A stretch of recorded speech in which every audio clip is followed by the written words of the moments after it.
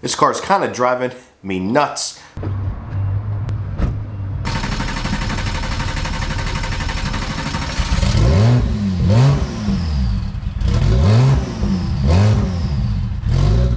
I have a couple issues to fix with it, but I also have a bunch of mods that I want to do to it. I'll actually show you guys that a little bit later in the video, but I told myself I'm going to get it running, hopefully right, or at least better, before I go into those modifications.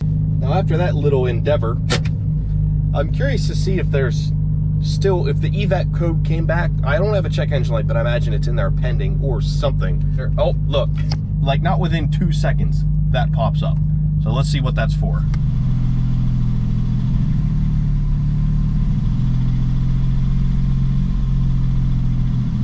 Idle control system RPM higher than expected. P0507. That's a new one. When I bought this car, it seemed to be all stock except for an exhaust and an intake. The tune was stock. It was at 0.7 bar all the time. Fab speed, exhaust. Looks like different cats. Now it had a massive oil leak. That is a lot of oil, my friends, for a very short time. So I had to tear the rear end of the engine and stuff apart to fix that. The rear main seal. You got all that crap out of the way and have pretty good access to the crank, as you can see. Put it back together. There we go. Yes, I'm going to replace this. Then after that, it was actually over boosting. So obviously something got crisscrossed or what have you. So I lowered the engine, took everything off up top pretty much, replaced all the vacuum lines, all the check valves, all that stuff, put it back together, and now it was no longer over boosting, and now it's under boosting. So it was like 0.5 bar pretty consistently, and the boost was slow to build. Evidence of a boost leak, right? But I did some boost leak tests and I didn't really find anything, and the boost leak test didn't work that great. But I did find one boost leak. It was on the old intake tube, whatever, I can't think of what it's called right now. That's probably the culprit there. See all the bubbles? I know it might be hard for you guys to see, but I've soaked everything down and that's the only place that I can find a leak. Replace that with an IPB plenum, that's what it was, and I believe that fixed that leak, but that leak was relatively small. Put it all back together and it's still like 0.5 bar, so that clearly wasn't the issue. So I got to dive back into it once again, get it up on the quick jacks, lower the engine, and do some boost leak testing and hopefully get this running right and back up to 0.7 bar, because it feels kind of slow now. Now when I did the boost leak test, initially it was from the turbos underneath, and the air would go through the Y pipe on each side and up through the throttle body, as you can see depicted here. However, the fact that it wasn't holding any boost at all, I had no idea where the boost was leaking. I decided to try a different route and actually do a boost leak test just from the throttle body forward, and that was with just a coupler right there. So I skipped the turbos, skipped the intercoolers, all that piping. Now looking back in the process, that means I skipped any kind of test with the diverter valves. So that may therein lie the issue. As you can see here, multiple times I tried to do the true boost leak test from underneath and it just would never ever hold boost at all, which means there had to be a massive, massive leak. So I really need to dive into this and figure out exactly what's wrong, because clearly I haven't fixed it yet. Now to go along with that, I also have a check engine light for evap related things. I don't exactly know. I don't know if that's related to my boost problems. And the idle is being kind of weird. Like it has a high idle sometimes it doesn't. So I don't know. All signs lead to some sort of boost leak, crisscross lines, something like that. I need to get it taken care of because it's making the car not so fun to drive. So I need to turn it around, back into the garage, get it up on quick jacks, lower the engine, and start seeing what I can find up top and start attempting to do more boost leak tests. Wish me luck. Now, if you'd like to support an up-and-coming business, check out the sponsor of this video, Rev Match Coffee. 3 brothers from Brooklyn, New York started this company. They're passionate about cars and they're passionate about coffee. 2 things that you could say I'm definitely passionate about as well. So they sent me 3 different blends: Sleeper, Brake Dust, and 10W40. Now, I hate to admit it, but I am a light to medium roast kind of guy, so I started this morning off with the light roast, the Sleeper.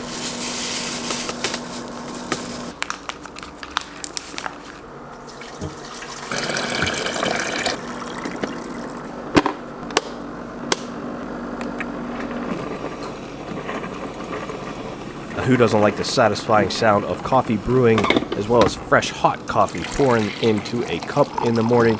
Great way to start the day. Check out Rev Match Coffee. Guys that are passionate about cars, they just make good coffee, and this coffee is no exception. This stuff is very good, and they even set you guys up with the discount code Rev with Ross. It'll get you 10% off.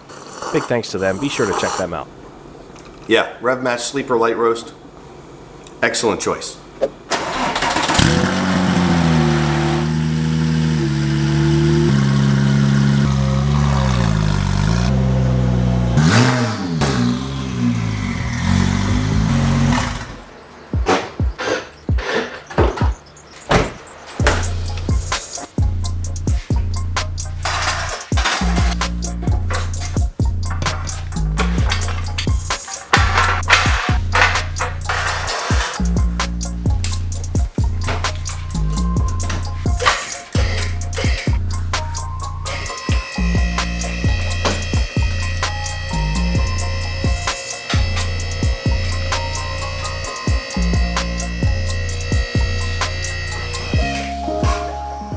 I guess the first thing I'll try is another boost test, because that's going to be pretty quick and easy. Though they haven't really been successful before, I'll give it my best shot.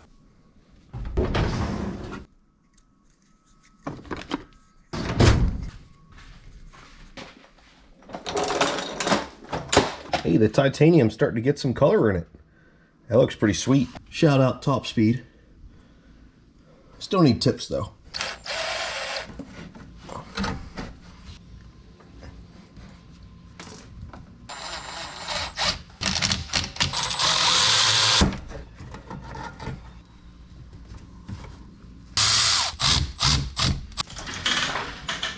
Pause.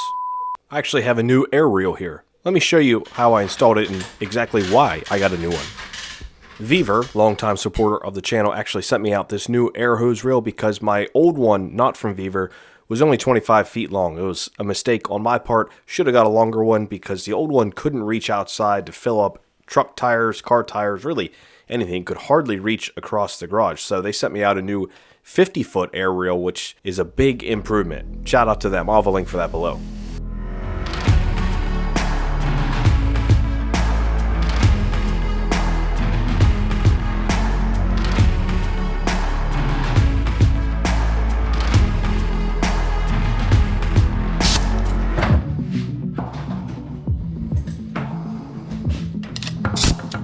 Here goes nothing. I don't have high hopes. Yeah, I just hear it all escaping up top.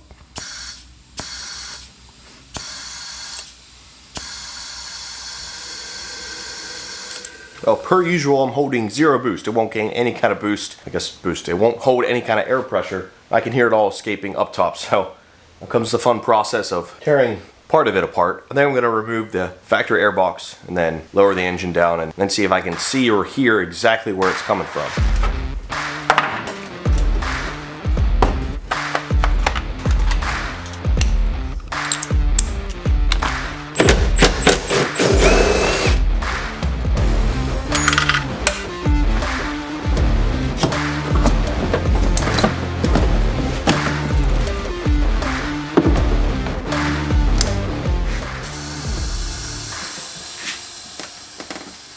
Yeah, I hear it back in there somewhere.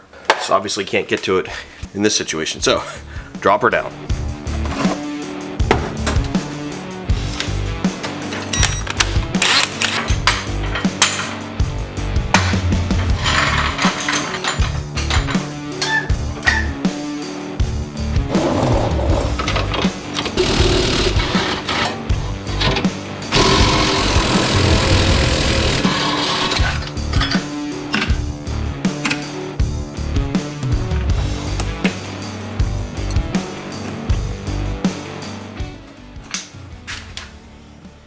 So far I don't see anything obvious. Everything looks together and in its place.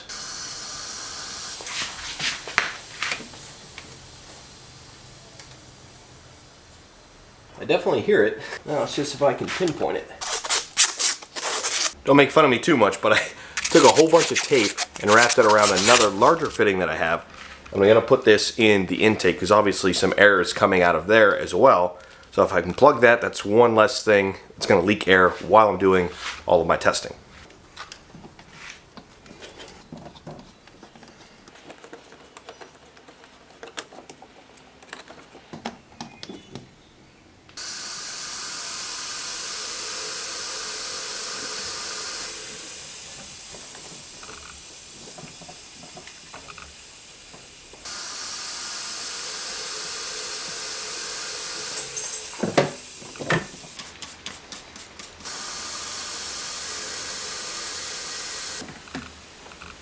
if I'm being honest, it either seems way back in the engine or it seems like the diverter valves. They are aftermarket, so that could be a problem. Maybe I can get some stuff out of the way and do a little bit more of a deep dive. But I'm spraying it with soapy water, and I don't see anything, but I can hear all the air escaping.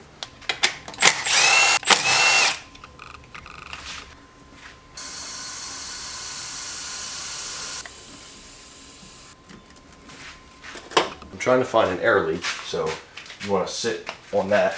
All you have to do is pull the trigger on the end of that. Are you joking? I can't reach it while I'm up here looking for the leak. Why do I have to sit on that? Well, you don't have to sit on that if you don't want to, but you probably don't want to be crouched down the whole time. Pull it. All right, stop. Pull it again. With the help of Melissa pulling the trigger and shooting air into the system, I did this for a while. I rooted around in there, I was pulling on hoses and everything, spraying it with soapy water, and I just couldn't find any leaks. So it was time to try something else.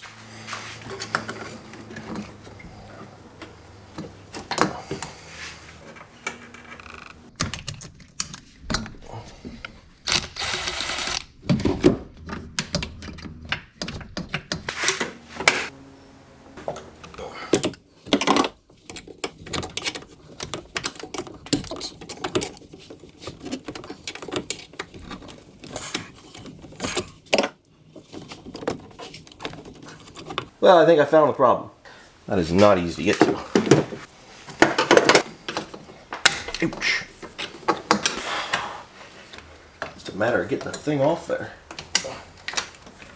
Oh, I love Porsches. They're just great. Great to work on. Fun. Good time. Aha. Aha.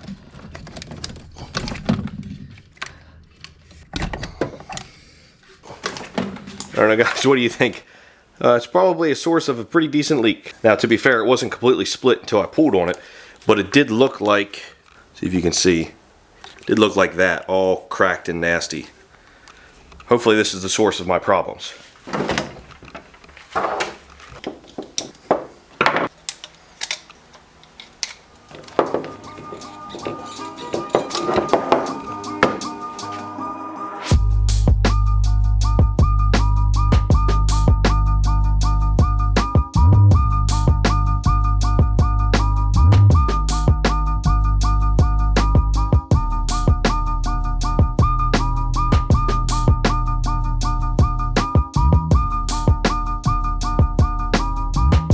Well, conclusion for the day, this is definitely leaking. Hopefully that is the only boost leak. I don't know what else could be leaking because I've replaced nearly everything else. So I'm going to get a replacement for that or an upgrade if available. And this, whatever this other hose Jonesy is, I'll replace that as well or get an upgrade if available. If someone makes silicone one, that would be great. So I got to order some parts, wait a couple days. Hopefully this stuff is in stock and I can get it quickly. Otherwise the car is just going to sit right here, which is no fun, and I can't finish a video. So, gotta go order parts. We'll see you when they arrive.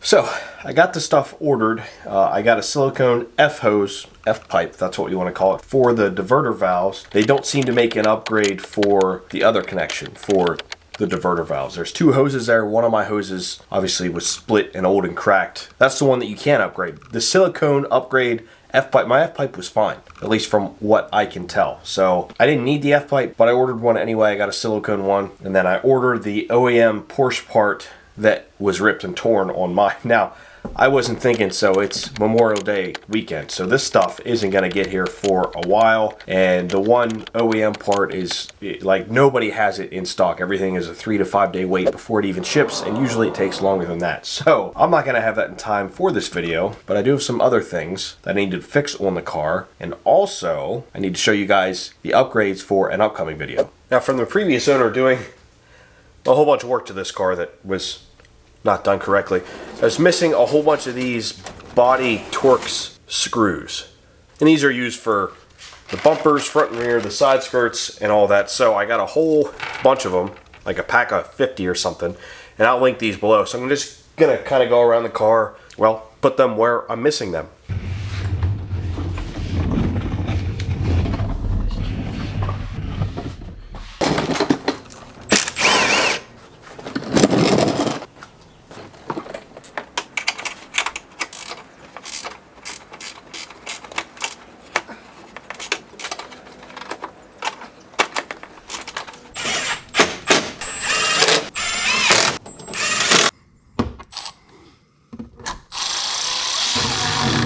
Perfect fit.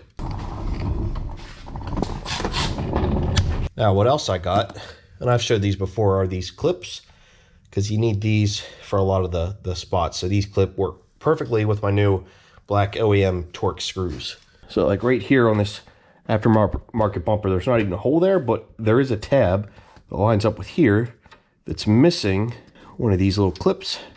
So luckily I have the clip, I have the screw.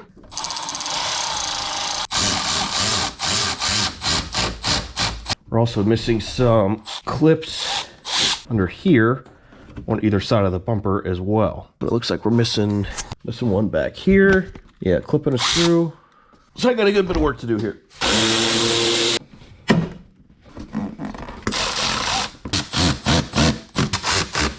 And this is just gonna tighten up everything under here. Not that this bumper's going anywhere, because it's way better secured than the original, well, aftermarket bumper was that came with this car.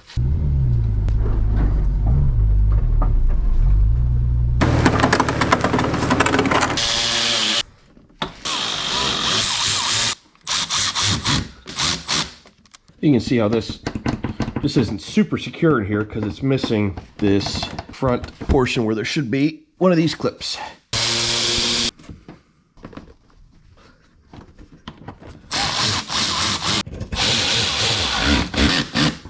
Nice. Well, this whole underside, good and tight, got all my screws in. Solid. Actually, on that note, while I'm down here, if you guys know, is there a worthwhile under tray to get for these cars? Is there something I should get to make this all... Wow, that's a great angle, Matt. Is there something I should get to make this all completely flat up here? I mean, it's generally flat, but I don't know. Let me know. Thanks, guys.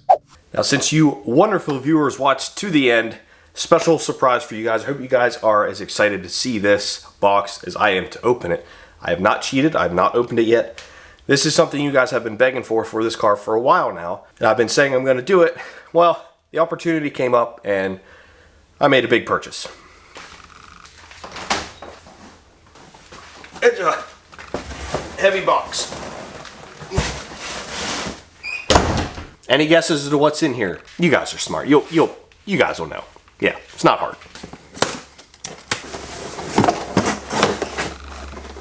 Oh my goodness, even the box is freaking sweet looking. See, I told you. I didn't open it yet.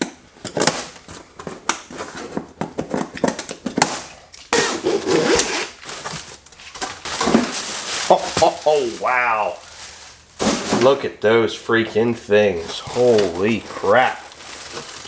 It even comes with a box with freaking tools in it. That is some next level stuff there.